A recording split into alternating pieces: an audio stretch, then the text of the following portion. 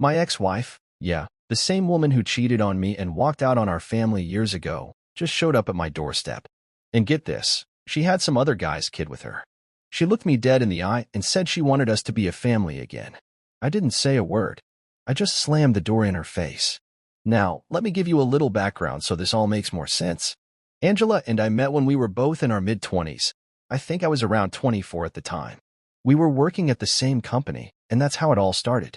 We dated for about 2 years, got married, and within 3 years of tying the knot, we had 2 beautiful daughters. They're 9 and 7 now. The second pregnancy wasn't planned. Angela wasn't exactly thrilled when she found out, and I told her that if she didn't want to go through with it, I would understand completely. I wasn't going to pressure her into anything she didn't want. But in the end, she decided to keep the baby. Things between us were still pretty solid after our first daughter was born. We were in love, happy, just figuring things out together. But after the second pregnancy, it all started to shift. Angela became moody, constantly on edge. She would snap at me or get irritated with our older daughter for the smallest things. At first, I chalked it up to hormones. I told myself it was temporary, that we'd get through it. I tried to adjust and find peace with this new version of her. But instead of getting better, things just spiraled. Over time, both my daughter and I learned to tiptoe around her like we were living in a minefield. I was juggling everything: work, house chores, parenting, even though she was technically a stay-at-home mom. After our first kid was born, Angela made the choice to leave her job. She stayed home, took care of the baby, and managed the house while I worked full-time. That all changed once she got pregnant again. She said she was too exhausted to handle the household duties and watch the kids, so we ended up hiring a housekeeper. Honestly, it was a stretch financially, but I didn't want her to feel overwhelmed while she was pregnant, so I agreed. I figured this was temporary, that once the baby arrived, Angela would ease back into managing things during the day while I worked. And just so we're clear, I was never one of those guys who did nothing around the house. I pitched in every evening, no matter how drained I was from work. But months went by after our younger daughter was born, and nothing changed. Angela stayed irritable, distant, and completely disengaged. She stopped doing anything around the house. Her days were basically spent watching TV. She barely even interacted with the kids. Sometimes she paid our neighbor just to take them to the park. I don't want to sound bitter, but yeah, I was resentful. I was killing myself working long hours to support us, and she could not be bothered to even do the basics at home. The housekeeper we hired had to cover everything: cleaning, cooking, all the little tasks. And it was getting expensive. I had to manage every other bill too: utilities, groceries, school stuff, and I was trying to set aside money for the girl's future. But with Angela refusing to lift a finger, it was almost impossible to save anything. So, about 6 months after our youngest was born, I realized I couldn't keep going like this. Something had to give. I needed to have a real conversation with her. I asked my parents to watch the girls for a day, and thankfully, they agreed. That day, I sat Angela down and laid everything out. I told her I understood that back-to-back pregnancies were exhausting and I appreciated what she had gone through. But I needed her to meet me halfway. The housekeeper was costing too much, and we needed to make some adjustments. I asked if she could start handling some of the household chores again, so we could cut back on expenses. I was not demanding anything extreme, just a little effort, just like we had originally agreed. But she shot the idea down immediately. Said she was too busy watching the kids to clean or cook, and that instead of complaining, I should just get a higher-paying job. She accused me of blaming her for our money issues, which I absolutely was not. I explained that I was already doing everything I could, but she needed to do her part too if this marriage was going to survive. I also pointed out, gently, that she was not actually taking care of the kids like she claimed. From what I could tell, Angela would just plop the girls down in front of the TV and binge trashy reality shows for hours with them. That is actually something the housekeeper casually mentioned one day, not trying to stir anything up, just chatting. But man, bringing that up to Angela turned out to be a huge mistake. The second I said it, she exploded. Accused me of spying on her through the housekeeper, like I had planted some kind of mole in my own home. She went off, said she was sick of being treated like a slave, that she was done being pushed around by me, and that I had no right to ask her for anything since, in her words, all I did was sit at a desk for a few hours and complain about money. She even said that if I could not afford a housekeeper, that was on me, and it was pathetic that I had to beg my wife to help out in her own home. Honestly, none of what she said made sense. She was clearly trying to twist the situation to avoid taking any responsibility. Somehow, in her head, I was the bad guy for expecting her to contribute at all. We ended up in a huge shouting match. She called me a loser, said I was not worthy of someone like her. I snapped right back and told her she was a lazy, checked-out mother who had already failed our kids, especially since her older daughter was actually scared of her, and now she was failing as a wife, too. That cut deep, and she lashed out. She shoved me hard. I lost my balance and crashed into the coffee table, shattering the glass and hurting my back pretty badly. I had to be taken to the emergency room. Thankfully, the injuries were all on the surface, nothing too serious, but it could have ended a lot worse. And in that moment, something inside me changed. I no longer trusted Angela. I told her she had to leave. I did not want her in the same house as our daughters, not with how unpredictable she had become. I just could not risk her snapping and hurting one of them the way she hurt me. I asked my parents to step in and take care of the girls while Angela stayed elsewhere. For a week, she begged me to forgive her, kept saying it would never happen again. But I just could not believe her anymore. I almost filed for divorce right then and there. Eventually, she agreed to move in with her parents and start therapy. We made a deal. She would get professional help, and only after a doctor gave her a clean bill of mental health would I consider letting her move back in. Something was clearly wrong. Happy, healthy people do not act the way she did. But she was finally willing to work on herself, and I respected that. I also did not want my daughters to grow up without their mom. As much as things had gone south, I wanted to give her one more shot, for their sake as much as mine. So we hit pause on the divorce and decided to try again. While living apart, we went to marriage counseling and stayed in contact through our therapists. Meanwhile, my parents had moved in with me to help with the girls. Angela's therapist kept me in the loop and said she was making steady progress. Turns out she had been dealing with severe postpartum depression, which explained a lot of her anger and emotional volatility. It all made sense. And after a few months, I started letting her visit the girls under my supervision.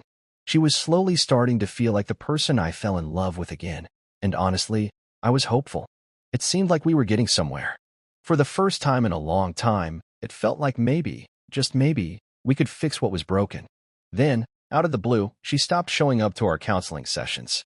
No warning, no explanation. She also went radio silent on me. But the weird part? Her therapist kept telling me she was doing better and making progress. So I had no idea what was really going on. Nothing was making sense anymore. For weeks, I kept trying to talk to Angela, texts, calls, even just dropping by, but she always brushed me off with some vague excuse about needing time to herself. Then, after nearly 3 months of this, I finally hit my limit. I decided to go see her in person at her parents' house. Now, I hadn't done that before, because her parents never liked me. They blamed me for driving their daughter crazy, and Angela had warned me that going over there would just stir up unnecessary drama, which, honestly, we didn't need more of at the time. But I couldn't take being stonewalled anymore. She had stopped coming to our counseling sessions, or when she did show up, she acted like she didn't care. I knew something was off. I could feel it in my gut. So I showed up. I expected her to be home, but when I knocked, only her parents answered. And they made it clear they had no intention of helping me. They wouldn't tell me where she was, and they actually slammed the door in my face. I could practically see the smugness on their expressions, like they were enjoying watching me squirm. That's when my stomach sank. Something wasn't right. I called her, once, twice, 5 times, no answer. I was starting to panic. So yeah, I did something I probably shouldn't have. I circled around the back of the house. I remembered that her parents usually left the kitchen door unlocked. But I didn't even need to get that far. Because right there in the backyard, on the swing set her parents had since we were dating, I saw her. Sitting with her back to me, kissing a man I didn't recognize. I froze. Time slowed. I felt like I had left my body. He pulled away first when he noticed me, and Angela turned around right after. But by the time her eyes met mine, I was already walking toward my car in a haze. She chased after me, grabbing my arm, saying something. I don't even remember what. I couldn't hear anything through the ringing in my ears. I pulled away from her and told her not to touch me. Then I got in my car and drove off. When I got home, I blocked her on everything: phone, social media, email. I didn't want to hear a single excuse. I went to my parents and told them everything. Then I asked them to help me find a divorce lawyer. That was the last time I saw her face to face until we were forced to meet with the court-appointed mediator for our divorce. By that point, I was emotionally numb. Just a machine going through the motions for the sake of my daughters. I didn't even flinch when I found out that Angela had decided to terminate her parental rights. She said she didn't want to be a part of our lives anymore. She wanted to be with him, let's call him Sean. Apparently, Sean was her childhood friend. They'd lost touch after high school but reconnected when she moved back in with her parents. And yeah, she fell in love with him. Her parents were thrilled, of course. Said they always hoped she'd end up with him. Like the whole situation was some rom-com and not a family being torn apart. It was disgusting. Angela had chosen herself, they said, as if she had ever stopped choosing herself. What followed was a long, drawn-out divorce. Despite the fact that she cheated on me and abandoned our kids, she still had the audacity to try and claim alimony. But my lawyer and I fought tooth and nail and we won. After everything I'd put into our life together, she didn't get a dime. It was all mine. Rightfully. That was 5 years ago. And we made sure she walked away with nothing. Those months during the divorce? Some of the hardest I've ever lived through. But I knew I couldn't fall apart, not with my daughters depending on me. They had no one else. My parents were a huge help, no doubt. I'll never be able to thank them enough for stepping up while I tried to balance work, healing, and raising 2 little girls on my own. It's been 5 years since then. And, looking back, what once felt like the worst thing that could ever happen to me. I'm grateful for it now. Because if I hadn't left Angela, I wouldn't be where I am today. Life's treated me well since. I've got a better job, a bigger house, and more time and energy to focus on my daughters. No more walking on eggshells. No more chaos. Just peace. My parents live nearby and still help out now and then. I've got a solid group of friends who've been there for me, and my daughters? They're thriving, laughing, growing. That's all I ever really wanted, to see them happy and safe. Everything was going well. Until Angela showed up a few days ago. I was just about to leave for work when the doorbell rang. I opened it, and there she was, standing on my porch. And next to her? A little boy, couldn't have been older than 3 or 4. Her son. I froze. I didn't know what to say, what to think. She burst into tears right there on the doorstep. Said she was sorry. Said she wanted to fix things. Said she was finally ready to be a family again. Like that was still her decision to make. She wanted to try again. Wanted our marriage back. I didn't even let her finish. I looked at her and said, "This isn't your family anymore." I told her I stopped being her husband the moment she cheated with Sean. The divorce? That was just paperwork. She chose to give up custody. She walked away. She had no right to call us a family. And then I shut the door. I didn't yell. Didn't curse. I wanted to God. I wanted to, but that little boy was standing right there. I wasn't going to be the kind of man who screams in front of a child. Even if his mother once shoved me through a coffee table. I could hear her crying outside for a while. But I didn't open the door. I waited until it was quiet again, then headed to work like nothing had happened. I tried to forget it. Tried not to think about her face, or the boy, or the tears. Because if I let myself feel any of it, it might chip away at everything I'd built over the past 5 years. But that night, as soon as I walked in the door, the phone rang. It was my parents. They were furious. Wanted to know why I'd slammed the door on Angela. Why I didn't give her a chance to explain. And that's when they told me they were the ones who gave her my new address. Apparently, she'd reached out to them about a month ago. Said she was divorcing Sean. Said she wanted to make things right. My parents thought it was time for forgiveness. Thought the girls needed their mother. Thought Angela deserved another chance. And so they helped her. They gave her my address. Told her where to find me. What to say. All without even asking me. I was stunned. Furious. I told them, they don't get to make that call. It wasn't their place to forgive Angela or try to bring her back into our lives. What if the girls had been home when she showed up? What then? They didn't back down. Said they helped raise my kids while I was getting divorced, and that gave them a say. Said they still help, so their opinion mattered. But they were wrong. These are my daughters, not theirs. And I won't let anyone, even family, decide what's best for them without me. And while I respected my parents and will always be grateful for how they stood by me during the divorce, I still don't believe it was their place to let Angela back into my life. We argued. Tensions flared. They said I was the one being selfish, said I was punishing Angela for something she regretted, that she'd changed, that she deserved to be part of my daughter's lives again. Even when I reminded them she had legally given up those rights, they brushed it off. Told me they'd done their due diligence, whatever that meant. Said it was insulting that I thought they'd ever put my daughters, or me, at risk. Accused me of being too arrogant to admit the girls needed their mother. It's been a few days since that fight, and I've had time to think. No, I wasn't being selfish. I was protecting the life I've spent years building back up from scratch. I was protecting my daughters, and I don't regret that. But then came the update. About a week after Angela showed up at my door, I found out the truth. And to be honest, I still don't know how to process it. I feel like the rug's been pulled out from under me by the very people I trusted most. Turns out, my parents hadn't just given Angela my address. They'd been talking to her all along. For years. I had cut her out completely after the divorce, but they hadn't. They thought she'd come around, eventually, and they wanted to be ready when she did. They said they didn't talk often, maybe once a month, but honestly, once was enough.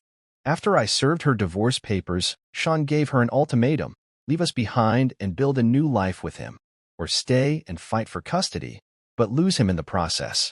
According to my parents, she was backed into a corner. I was fighting for full custody with supervised visits at best. And Sean? He was threatening to leave if she so much as tried to stay in touch with our daughters.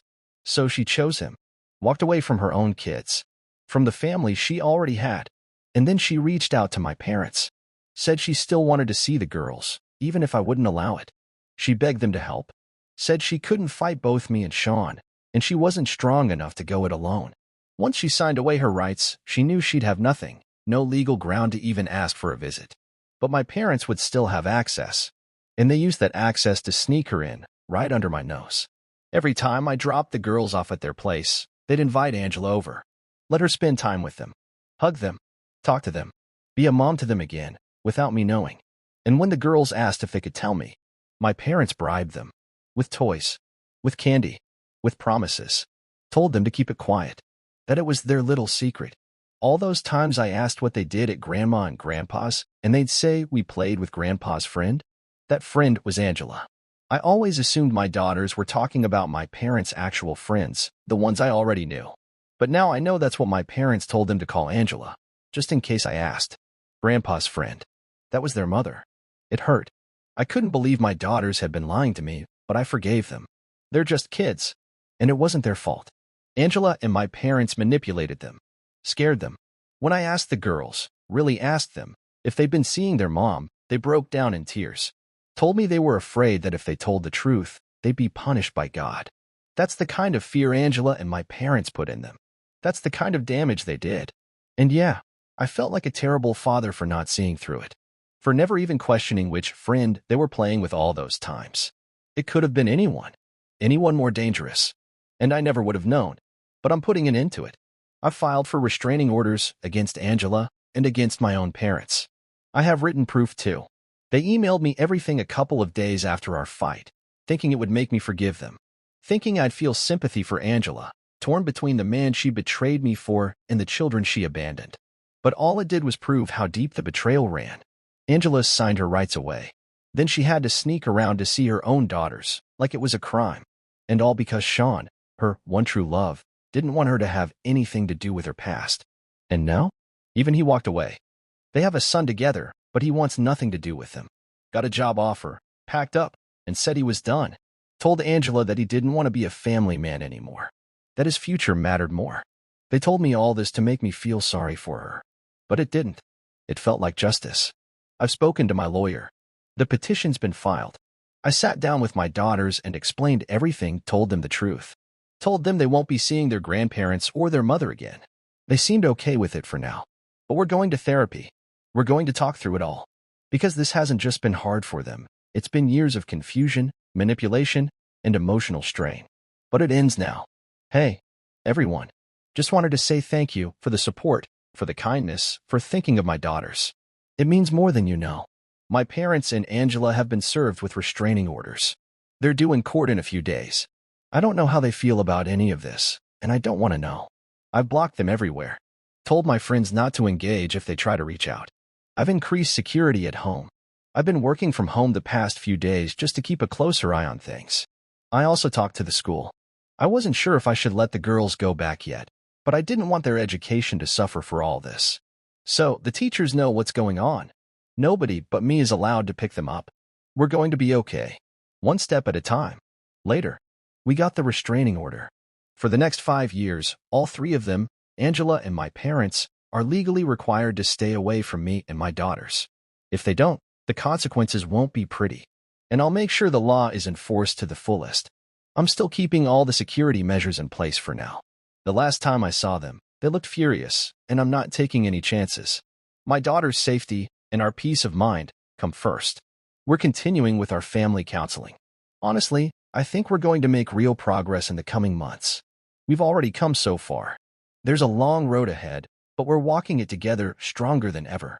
At the end of the day, all I want is for my daughters to be happy. That's it. That's everything.